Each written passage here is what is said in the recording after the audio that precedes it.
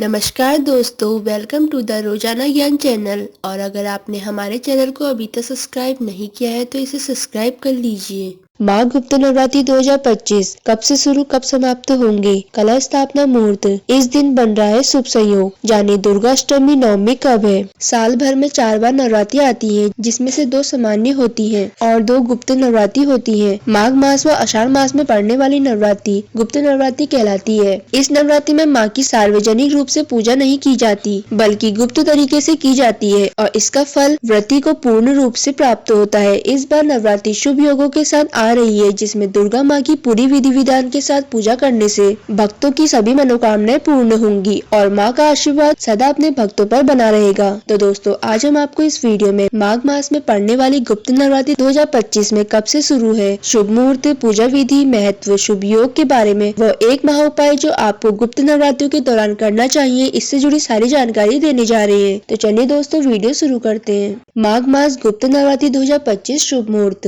इस बार यानी कि 2025 में माघ मास गुप्त नवरात्रि का यह पर्व 30 जनवरी गुरुवार से शुरू होगा और इसका समापन 7 फरवरी शुक्रवार के दिन तक चलेगा। प्रतिपदा तिथि प्रारंभ 29 जनवरी शाम 6:05 से, प्रतिपदा तिथि समाप्त 30 जनवरी शाम 4:10 तक। कलश घट स्थापना शुभ मुहूर्त होगा 30 जनवरी सुबह 9:25 से 10:46 तक। घट स्थापना अभिजित मुहूर्त होगा 30 जनवरी दोपहर 12:13 से दोपहर 12:56 तक। दुर्गा अष्टमी होगी 5 फरवरी 2025। दुर्गा नवमी होगी 6 फरवरी 2025। नवरात्रि व्रत पारण होगा 7 फरवरी 2025। अब बात करते हैं माँ गुप्त नवरात्रि पूजा विधि के बारे में। गुप्त नवरात्रि के समय महाविद्या व तंत्र साधना के लिए त्रिपुर सुंदरी, माँ छिन्नमत्ता, माँ बंगलामुखी, भुवनेश्वरी, माँ काली, त्रिपुर भैरवी, माँ तंगी, माँ धूमावती और माँ कमला देवी, इन सभी की पूजा अर्चना की जाती है। इस नवरात्रि में की गई पूजा को गोपनीय रखा जाता है। नवरात्रि के पहले दिन में आप सुबह स्नान आदि से निवृत्त होकर साफ स्वच्छ वस्त्र धारण करें। फिर आप सच्चे मन व पूरी श्रद्धा से 9 दिनों तक व्रत रखने का संकल्प लें। फिर आप घट स्थापना के लिए एक मिट्टी के बर्तन में जौ के बीज बोलें और फिर शुभ मुहूर्त में कलश स्थापना करें।